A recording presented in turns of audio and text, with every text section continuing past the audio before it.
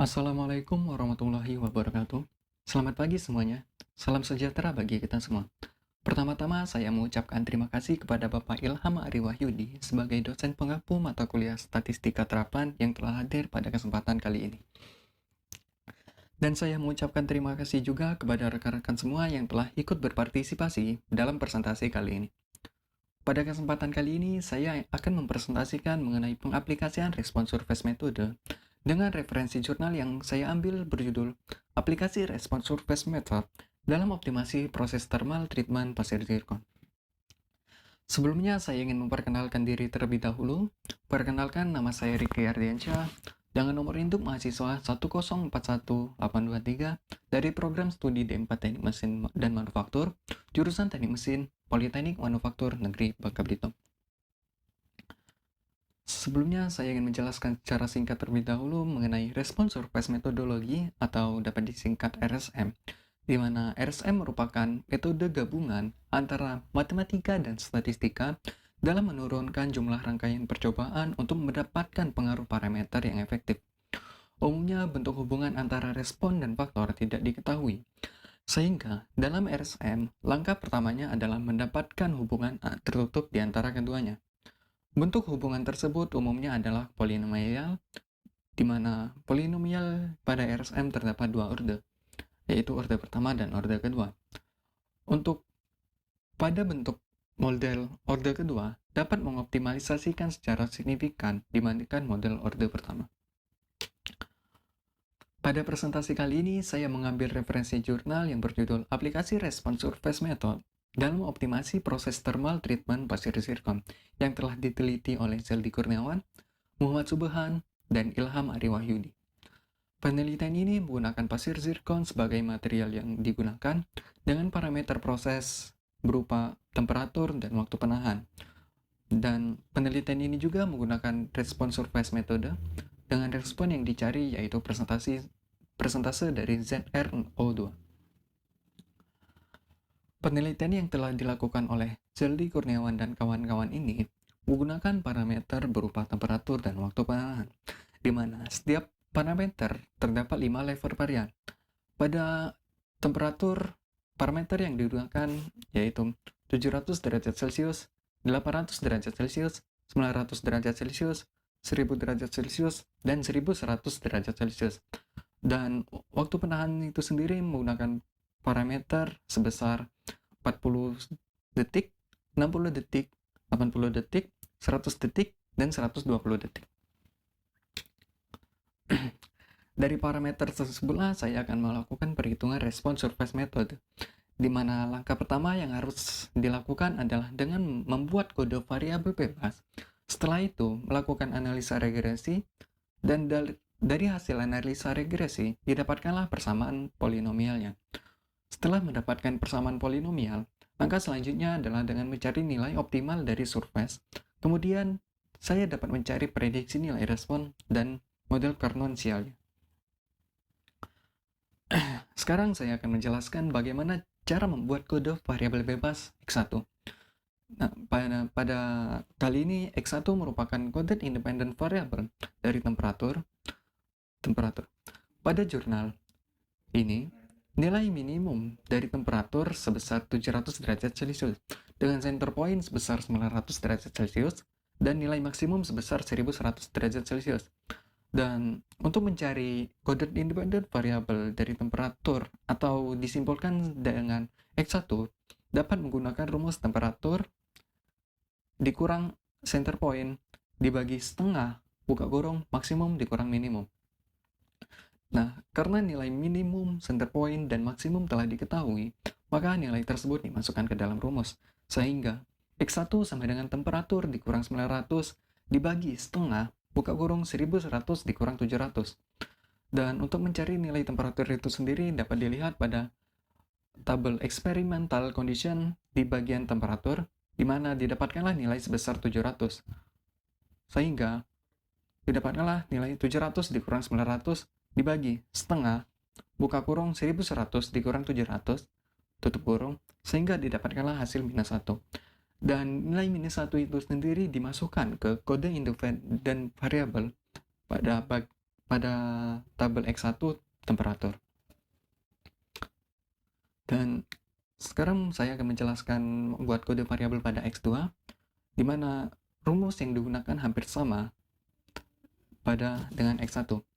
Dengan nilai yang diketahui pada ini yaitu nilai maksimum dari X2 yaitu 40 second 40 detik, center point 80 detik, dan nilai maksimum 120 detik.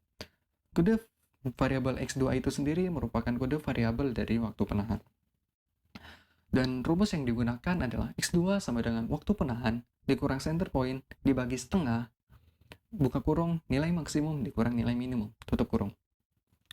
Dan karena nilai maksimum, minimum, dan center point telah diketahui, maka nilai tersebut dimasukkan ke dalam rumus, sehingga didapatkanlah X2 sama dengan temperatur waktu penahan dikurang 80 dibagi setengah, buka kurung, 120 dikurang 40, tutup kurung.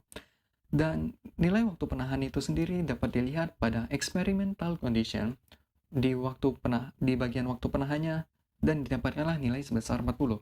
Sehingga X2 sama dengan 40 dikurang 80 dibagi setengah, buka kurung, 120 dikurang 40, tutup kurung. Sehingga didapatkanlah hasil minus 1. Dan hasil itu dimasukkan ke tabel coded independent variable pada X2 waktu penahan.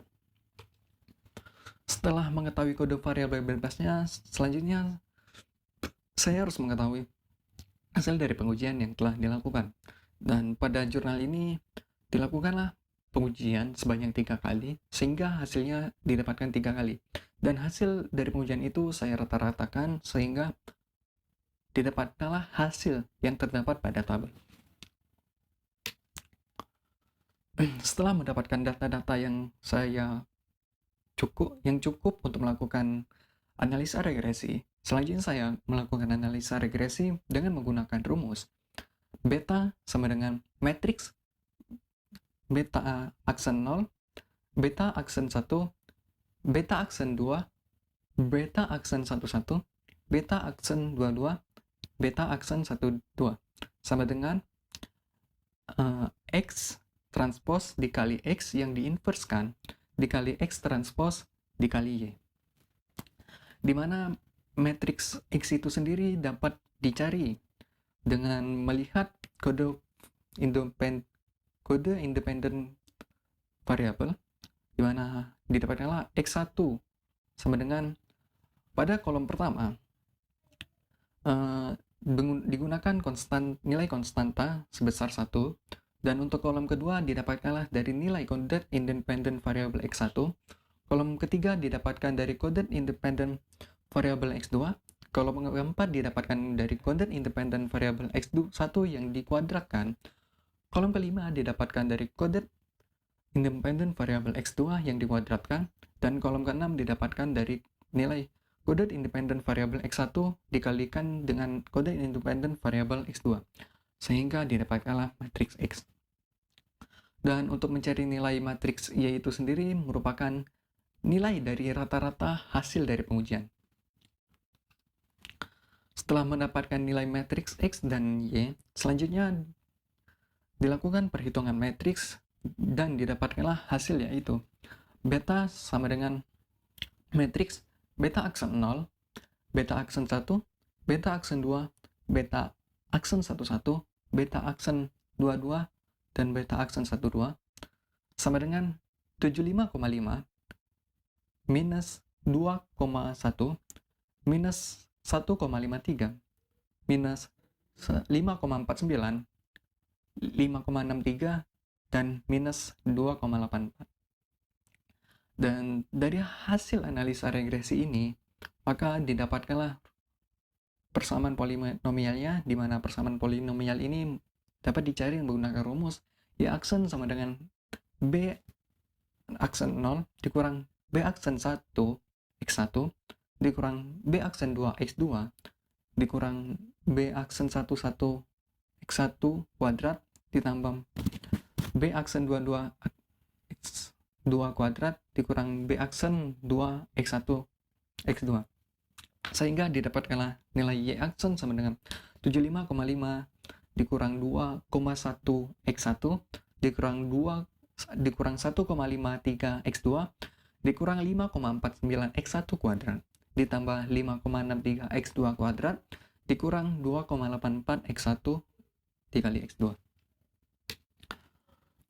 Setelah mencari analisa regresi, selanjutnya adalah mencari nilai optimum dari surface, di mana nilai optimum dari surface dapat dicari menggunakan rumus X0 sama dengan setengah B inverse dikali B.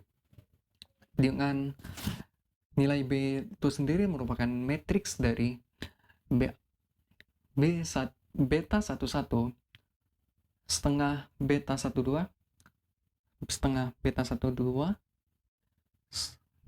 B aksen 22 beta aksen 22. Dan untuk nilai B kecilnya itu sendiri merupakan matriks dari beta aksen 1 dan beta aksen 2. Setelah mengetahui nilai dari B besar dan B kecil, selanjutnya dimasukkan ke dalam rumus dan didapatkan nilai X0 yaitu min 0,21 dan 0,08. Untuk mencari nilai respon dari persamaan itu, kita dapat menggunakan rumus Y aksen 0 sama dengan beta aksen 0 ditambah setengah X0 transpose dikali B kecil. Sehingga dapatkanlah nilai respon surface sebesar 75,66.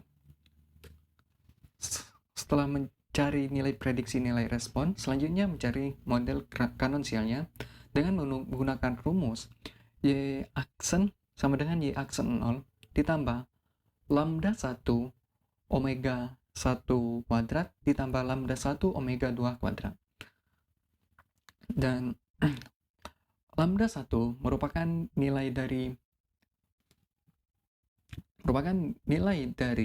beta 1 beta aksen 11 dan lambda 2 merupakan nilai dari beta 2 aksen-aksen. Sehingga didapatkanlah model kanonsialnya yaitu Y aksen sama dengan Y aksen 0 dikurang 5,49 omega 1 kuadrat ditambah 5,63 omega 2 kuadrat. Dari hasil yang saya dapatkan, maka dapat disimpulkan bahwa analisis hasil percobaan didapatkan eigenvalue dengan nilai min 0,21 untuk X1-nya dan 0,08 untuk X2-nya. Hal ini menunjukkan bahwa kombinasi temperatur dan waktu penahan tidak teridentifikasi optimum pada satu titik saja, namun tersebar di seluruh daerah saddle point. Sekian presentasi yang dapat saya sampaikan. Mohon maaf jika ada salah perkataan atau perbuatan. Terima kasih atas perhatiannya dan partisipasi saudara-saudara selanjutnya. Jika ada yang ingin ditanyakan, silakan sampaikan setelah presentasi ini berakhir. Terima kasih atas perhatiannya. Selamat pagi. Assalamualaikum warahmatullahi wabarakatuh.